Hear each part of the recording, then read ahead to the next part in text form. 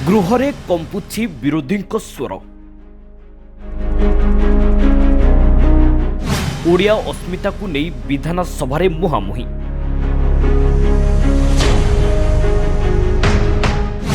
अरुण सूर्यवंशी कथा कटाकटी।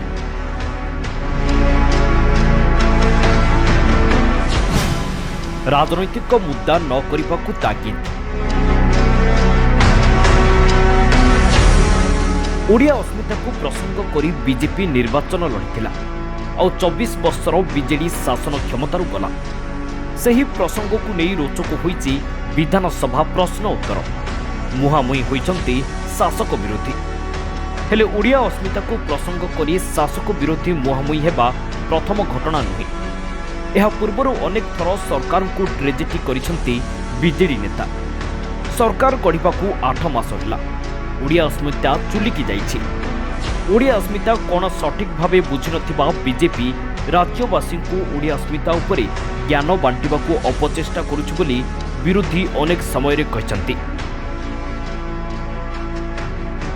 ठीक सेहीपरि आज भी विधानसभा रे ओडिया अस्मितार अर्थ कौन बोली प्रश्न करथिले बीजेडी विधायक अरुण साहू। एहार उत्तर रे रोचक तथ्य सामना को आसीछि। तेबे सबुठु बड़ कथा हेउछि ओडिया अभिधान को उद्धार करी अस्मिता शब्द को व्याख्या करिसंती सूरज सूर्यवंशी। कहिसंती ओडिया अस्मितार अर्थ मुपण एवं अहं ज्ञान, जार प्रमाण देखिबाकु मिलिछि एही निर्वाचन रे। अहंकार जोगु बीजेडी गला यह अरुण साहू निजे मानिछंती बोली कहिसंती। आम अस्तित्वर भावरु प्रदर्शित करिबा हेउछि अस्मिता।